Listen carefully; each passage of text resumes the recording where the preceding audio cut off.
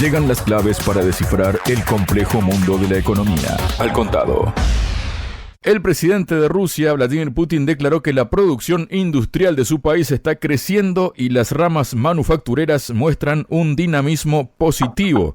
Para hablar sobre esto estoy junto al presidente de la consultora ECAI Center, Adrián Celaya. Adrián, bienvenido a Radio Sputnik. ¿Cómo estás? Hola Javier, pues como siempre, encantado de estar contigo y con Sputnik.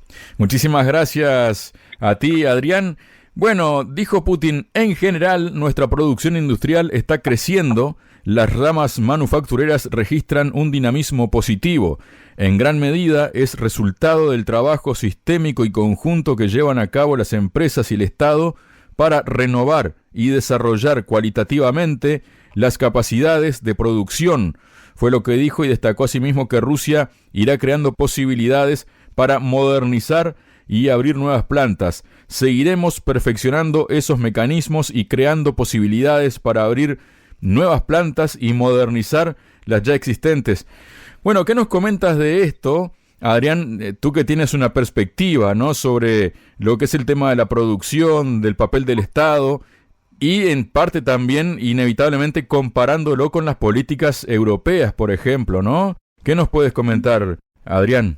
Bueno, yo creo que en estas palabras hay, en principio, dos aspectos interesantes y que llaman la atención. Uh-huh.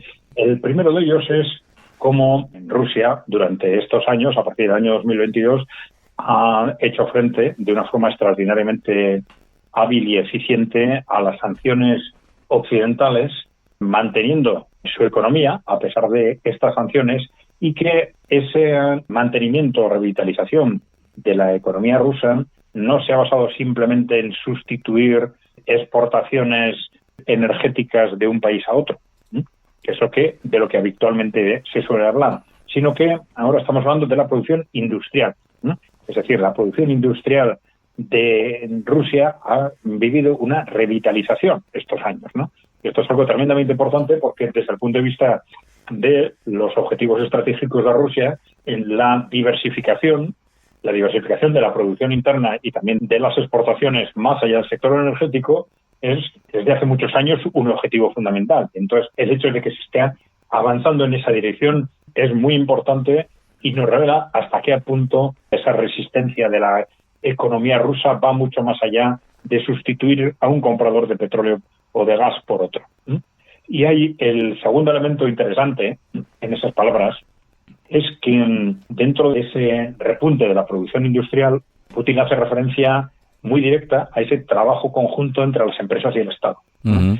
Y con eso es algo que ya nos está rompiendo el discurso habitual en Occidente, que después de décadas de neoliberalismo, pues digamos que parte de esos prejuicios con respecto a la actuación del Estado en la economía que le llevan a dejar prácticamente toda la iniciativa económica en manos de las empresas y considerar al Estado como un mero transmisor de, pues a veces de ayudas, a veces de financiación, pero siempre con una posición extraordinariamente pasiva, ¿no?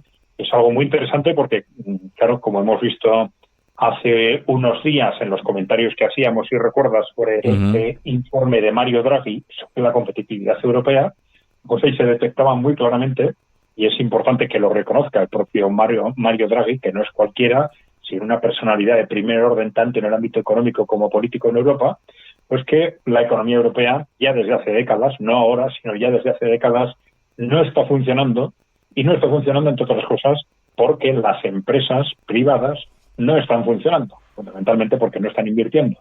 Pero es realmente sorprendente porque nos deja una fotografía de esa extraordinaria pasividad de los gobiernos occidentales frente a una economía que no funciona y frente a unas empresas privadas que no hacen lo que se supondría que deberían hacer y frente a los cuales pues los gobiernos no son capaces de adoptar una actitud más proactiva para asegurar que de una forma u otra se hace lo que la economía y la sociedad necesitan, ¿no? Entonces, esa reflexión que hace Vladimir Putin como punto de partida, de que estamos partiendo de un trabajo conjunto entre empresas y Estado, yo creo que en ese sentido es muy significativo. Pronunció unas palabras más Putin en este sentido, Adrián, Él dijo que Rusia incentivará la implementación de nuevas tecnologías y equipos en la industria. Desde luego, vamos a incentivar la implementación de nuevas tecnologías y equipos, principalmente de fabricación nacional. De ello depende directamente la soberanía científica, industrial y tecnológica del país, así como la competitividad de las empresas rusas en el mercado internacional. También dijo, precisamente esos proyectos de productos rusos de alta tecnología recibirán apoyo prioritario para ampliar la demanda de los productos que debemos y podemos producir en Rusia, cubriendo así las necesidades internas y las del mercado internacional. Bueno, aquí también se desprende que hay cuestiones de I+D, ¿no, Adrián? Sí, cuestiones de I+D y cuestiones de política sectorial muy avanzada. Uh-huh. En Europa Occidental, en los años 80, en el tránsito, digamos, de la economía de posguerra, esa economía que funcionó muy eficientemente durante 20, 30 años aproximadamente, y en la que se crecía pues a niveles del 4% anual en renta per cápita, pero además era un crecimiento equilibrado, con buenos salarios, con capacidad de generar impuestos que mantuvieron el estado del bienestar, el gasto social, etcétera. Cuando se termina con ese tipo de economía en los años 80 y 90, los poderes públicos empiezan a desarrollar, bueno, algunos decían hay que olvidarse de la política industrial y otros empezaron a hablar de políticas industriales horizontales, es decir, las que prescinden de las políticas sectoriales. Es decir, los gobiernos ya no se preocupan de lo importante en el desarrollo económico, eso se deja en manos de las empresas y los gobiernos se dedican a cuestiones, vamos a decir, accesorias que afectan de alguna forma a todos los sectores, pues como es pues la formación, algunos aspectos de la innovación, etcétera, pero ya no tienen estrategias propiamente sectoriales, ¿no? Y esto es lo que Vladimir Putin nos está contradiciendo y de forma radical en cuanto a lo que realmente ahora se está haciendo en Rusia. Y lo cierto es que Rusia sí ha demostrado una extraordinaria capacidad que es de las últimas décadas y también de la época de la Unión Soviética, ¿no? Para concentrar esfuerzos en sectores clave, ¿no?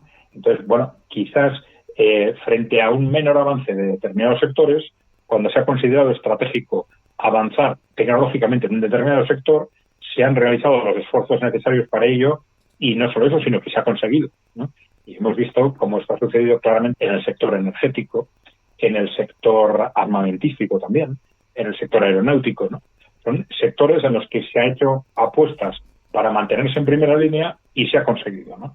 Es decir, Rusia ha mantenido esa capacidad de implicar, no solo de implicar al Estado en la economía, sino de implicarlo eficientemente y consiguiendo buenos resultados. Algo que ya en Europa ya sería de muy difícil, porque no es solo que por razones ideológicas o por prejuicios ideológicos los gobiernos hayan pasado a una posición absolutamente pasiva, sino es que probablemente ya es que seguramente no sabemos cómo gestionar empresas públicas, no sabemos cómo gestionar políticas industriales proactivas, etcétera, ¿no? Bueno, esto es un problema estructural especialmente importante en épocas de cambio, en esas épocas en las que ya no basta con dejar a los sectores que ya existen avanzar por sí mismos, sino es que hay que producir, hay que generar cambios sectoriales, hay que impulsar la puesta en marcha de nuevos sectores o hay que conseguir que sectores que ya existen pues se conviertan en sectores de primera línea en el ámbito tecnológico, ¿no? Eso es lo que está sucediendo en este momento en Rusia y Rusia está haciendo esas apuestas para asegurar que estos sectores estratégicos se sitúan en primera línea y pues la experiencia nos dice que cuando Rusia ha hecho esas apuestas lo ha hecho eficientemente y lo ha conseguido. Algo que evidentemente sería muy difícil en el caso de Europa Occidental, ¿no? Es importante, antes hemos mencionado este análisis del informe Draghi como cuestionando al pasado, explicando cuáles son los problemas estructurales de Europa y cómo pues la inversión privada no ha funcionado y sigue sin funcionar durante muchos años, ¿no? Pero claro, también es cierto, esto es importante, que mirando al futuro están dando por supuesto que va a ser necesario tener políticas más intervencionistas, ¿no? Y esto es algo que están de alguna forma están coincidiendo en ello los analistas de distintos ámbitos, ya no solo los que venían diciendo esto, o desde los analistas críticos, o desde los países emergentes, como Rusia o China, ahora también los propios analistas de las grandes multinacionales, o el propio Mario Draghi, se han dado cuenta de que el sistema occidental actual, este sistema neoliberal, no funciona. Entonces, de una forma o de otra, todos ellos están reconociendo que cara al futuro, Europa occidental, Occidente, va a tener que apostar por un mayor intervencionismo del Estado en la economía. Pero claro, una cosa es decirlo y otra cosa es hacerlo, evidentemente. Vamos con algunos ejemplos, ¿no?, de cómo va funcionando el tema de la economía rusa, Adrián, porque el sector petrolero, por ejemplo, y gasístico ruso aportó 85.500 millones de dólares al presupuesto ruso en los 9 primeros meses del presente 2024, un 49,4% más que en el mismo periodo de 2023, según revela el Ministerio de Finanzas ruso. Esto se produce en medio de los continuos intentos de Estados Unidos y la Unión Europea de expulsar los recursos energéticos rusos de los mercados mundiales. De acuerdo con los datos del organismo ministerial, el aumento se debe al crecimiento de las cotizaciones de las marcas de petróleo. La recaudación de los ingresos del petróleo y del gas al mismo tiempo se situó en un nivel superior a su nivel de base, y de acuerdo con los parámetros de la previsión del desarrollo socioeconómico en los próximos meses también se espera un exceso constante de esos ingresos por encima de su nivel de base. Y mientras crece, ¿no?, se podría decir, los ingresos de Rusia con los hidrocarburos que Occidente, Estados Unidos intenta que no se lo puedan vender a nadie, el asunto es que el primer ministro de Hungría, Viktor Orbán, dijo que el rechazo de los recursos energéticos rusos ha dado lugar a un descenso de la producción en Europa. Al intervenir en el Parlamento Europeo, lo dijo: como resultado, las mayores potencias económicas europeas podrían quedar fuera de las 10 primeras economías mundiales, aseguró. ¿Qué nos comentas de este contraste, Adrián? Sí, vamos a ver. Bueno, efectivamente es muy interesante. Primero, bueno, son cifras que demuestran el fracaso absoluto de las estrategias de sanciones puestas en marcha desde el año 2022 por Occidente y por la Unión Europea en concreto, ¿no? Hay distintos factores detrás de esto, pues que tú los has mencionado. Pero, bueno, uno de ellos, detrás de este incremento de los ingresos por petróleo y gas, uno de ellos es la evolución de los precios, otro de ellos es la sustitución de mercados europeos fundamentalmente por mercados asiáticos, China e India particularmente, pero es que incluso hay un tercer factor que es absoluto ridículo de las potencias europeas occidentales que han terminado comprando energía rusa a través de terceros países, ¿no? Es decir, verbalmente siguen diciendo que están boicoteando el petróleo y el gas ruso, pero luego resulta que compran petróleo y gas proporcionado por terceros países que a su vez se lo han comprado a Rusia. Todo el mundo sabe cuál es el origen último, pero siguen así guardando la fachada de que ellos no compran energía rusa, ¿no? Pues la siguen comprando en menor cantidad, eso sí. Y con mayor precio. Y mucho más cara, ¿no? Mucho más cara. Bueno, esto es la base de estos comentarios de Viktor Orbán, ¿no?, que es, digamos, una de las pocas voces racionales en la Unión Europea, ¿no? Bueno, pero es que este comentario de Orbán sobre el tremendo impacto que esto está teniendo en la economía europea y que va a tener cara al futuro, claro, no es solo de Viktor Orbán.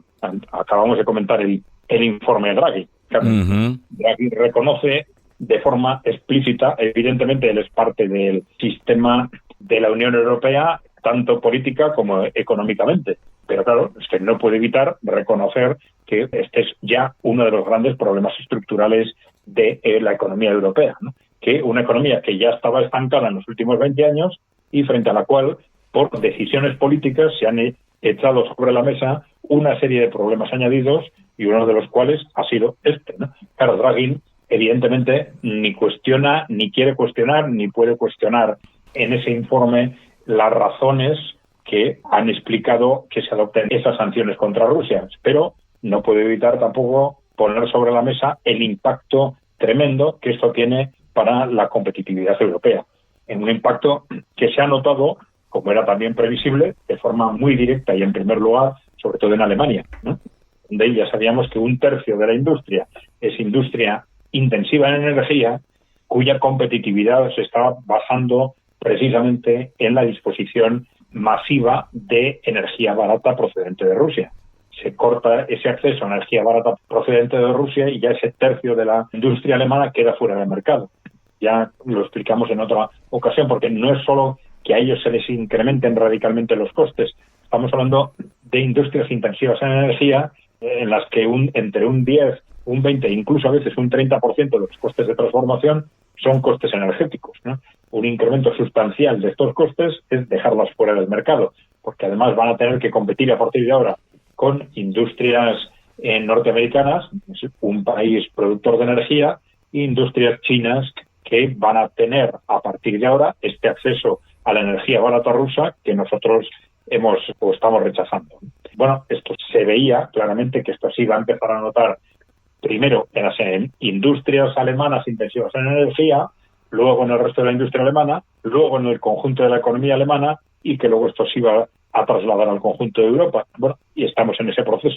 Efectivamente, primero empezaron a caer las ventas de esas industrias intensivas en energía, luego empezaron a caer las ventas del conjunto de la industria alemana y luego al final es Alemania la que ha entrado en recesión y el propio gobierno alemán ha dicho esta semana que prevén también para este año terminar con recesión, es decir, con decrecimiento de su economía. Sería el segundo año en recesión, ¿no? Es algo que después de todo este periodo de estancamiento, pues es un verdadero desastre, ¿no? Claro, no es de extrañar que Orbán, como también Draghi, al final, pues estén como consecuencia de este tipo de disparatadas decisiones de nuestros representantes políticos, de los cuales no se sabe muy bien para quién trabajan, pero desde luego no para los ciudadanos europeos, pues como consecuencia de estas decisiones disparatadas, digo, pues ahora tenemos ya países como Alemania, ya tienen un problema gravísimo de recesión y esto,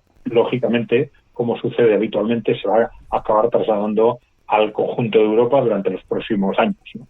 Adrián, utilizabas la palabra caer hace unos instantes, ¿no? Y hablando de caer, la participación de Estados Unidos en la economía mundial ha caído por debajo del 15% durante la presidencia de Joe Biden.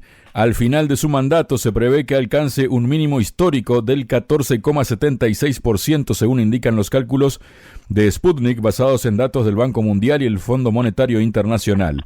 En 1990, Estados Unidos representaba el 20,16% de la economía mundial, medida en paridad del poder adquisitivo, en el que Rusia ha trepado unos cuantos escalones y se ha situado en el cuarto lugar, ¿no? Ese porcentaje alcanzó un máximo de 21,01% en 1999 con una producción económica de 9,6 billones de dólares frente a una producción mundial de 45,85 billones. ¿Qué nos comentas de esta tendencia? Y bueno, ¿qué se puede teóricamente augurar de todo esto, Adrián? Bueno, es una tendencia parecida, pero más agravada en el caso de Europa, ¿no? Uh-huh. Bueno, esto nos está diciendo, bueno, pues que Estados Unidos está pues claramente avanzando en la senda, primero de dejar de ser la primera potencia económica del mundo. Bueno, ya sabemos, como tú has dicho, todo depende de cómo midamos la dimensión de las economías. Estados Unidos sigue siendo la primera economía mundial comparado con China si lo medimos a precios de mercado, pero si medimos la capacidad de producción de cada país en base a precios de mercado, pero si medimos teniendo en cuenta las diferencias de precio, es decir, que con la misma cantidad de dinero se compran más bienes y servicios en China porque los precios son más bajos, pues entonces, que esa es la medida más objetiva, ¿no? Entonces la economía china ya ha superado a la norteamericana hace aproximadamente 10 años, ¿no? Y continúa hacia arriba, ¿no? Bueno, pero bueno, esto nos está de una forma u otra, lo valoremos de una manera u otra, pero está claro, la tendencia está clara, hacia un peso cada vez menor de la economía norteamericana en el mundo, hacia un peso cada vez mayor de otras potencias, fundamentalmente China, pero bueno, también India, las economías asiáticas en general sobre todo, ¿no? Bueno, ¿qué puede pasar con esta referencia a escala al futuro? Bueno, aquí hay primero distintos factores. Bueno, hay un factor demográfico que es importante, ¿no? Pues a la hora de medir no ya el bienestar de sus ciudadanos, sino el peso que un país tiene en el conjunto del mundo, pues el número de habitantes del país es una referencia importante, ¿no? No determinante, pero sí importante. Y el segundo es, evidentemente, la eficiencia de su economía. Y ya hemos comentado que, sobre todo, a todo lo largo del periodo neoliberal, en los últimos 40 años, la economía occidental ha ido aletargándose hasta llegar a una situación de práctico estancamiento en los últimos 20 años en el caso de Europa o de América Latina y, bueno, cerca del estancamiento, digamos, con un crecimiento muy, muy moderado en el caso de Estados Unidos. Bueno, ese aletargamiento de la economía junto a un hundimiento demográfico de estos países es lo que nos explica por qué el peso en el conjunto de la economía mundial pues se ha ido reduciendo drásticamente, ¿no? Claro, al futuro, ¿qué puede pasar? Bueno, depende de en qué medida Estados Unidos y Europa sean capaces de reconducir su economía, ¿no? Y esto depende de la definición de un nuevo modelo económico. Estamos en un contexto en el que, si hasta hace unos años eran los críticos fundamentalmente los que cuestionaban el modelo económico en vigor, este modelo neoliberal, ¿no?, también desde otros países, ¿no?, desde otros entornos geográficos, desde los países emergentes, ¿no? Pero es que en los últimos años son también los propios protagonistas del neoliberalismo, que son las grandes multinacionales y las grandes instituciones internacionales, son los que han reconocido ya de forma generalizada que el modelo neoliberal está agotado, ¿no?, que no está funcionando. Entonces, claro, ahí hay dos cuestiones. Primero, hay que definir un nuevo modelo. Entonces hay distintas propuestas, ¿eh? Y sobre cuál puede ser ese nuevo modelo. Y además de poner en marcha ese nuevo modelo, hay que hacer frente a, digamos, a las hipotecas pendientes del modelo actual, que son dos fundamentalmente. Una es el hundimiento demográfico, que está muy relacionado con la evolución económica, es decir, es un hundimiento demográfico que en buena parte permitió apalancar la economía a corto plazo, aunque sea siempre un desastre a largo plazo para el país en el que se produce. Pero claro, estuvo muy relacionado con el que en ponernos a todos, fundamentalmente a las mujeres también, a trabajar para mantener viva la economía, pero claro, con una forma de gestionar ese acceso de las mujeres al mercado de trabajo que inevitablemente tenía que llevar a un hundimiento demográfico como así, ¿no?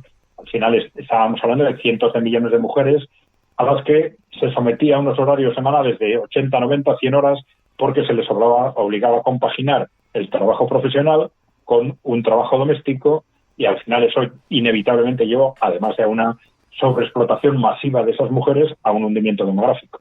Eso sí, a corto plazo, esto para la economía desde un punto de vista macro, pues era positivo, porque al final, claro, trabajando en conjunto mucho más, 40, 45 horas semanales más por unidad familiar, pues evidentemente esto mantuvo viva la economía durante mucho tiempo. Pero esta es una hipoteca cara al futuro, con respecto a la cual Occidente y Estados Unidos en particular tiene que hacer algo que va a tener costes.